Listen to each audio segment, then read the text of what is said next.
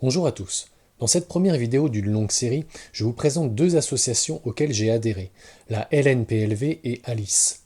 Ces associations poursuivent le même but, transmettre des informations autour des vaccins et militer pour le libre choix vaccinal, c'est-à-dire abroger les lois d'obligation vaccinale qui font de la France l'un des pays les plus vaccinalistes au monde. La plus ancienne de ces associations est la Ligue nationale pour la liberté des vaccinations, que l'on surnomme la Ligue.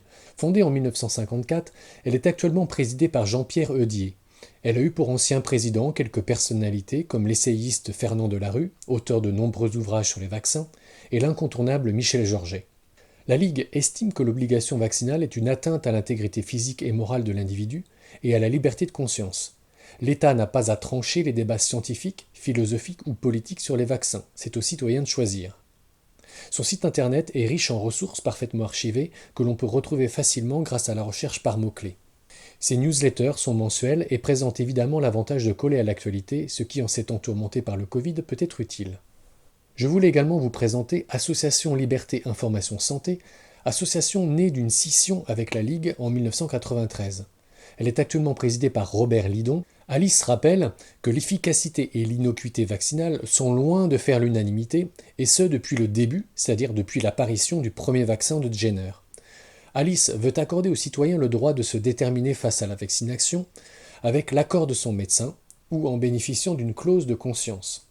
Alice organise des universités d'été qui invitent de nombreux scientifiques.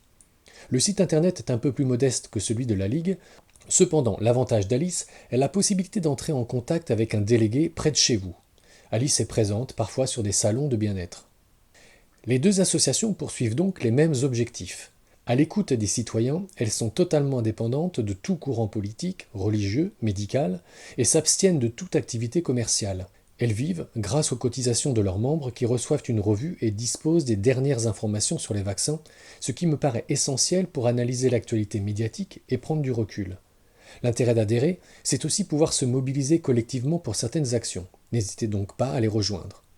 Vous pourrez retrouver toutes les autres vidéos en vous abonnant à ma chaîne ou en consultant mon site. À très bientôt.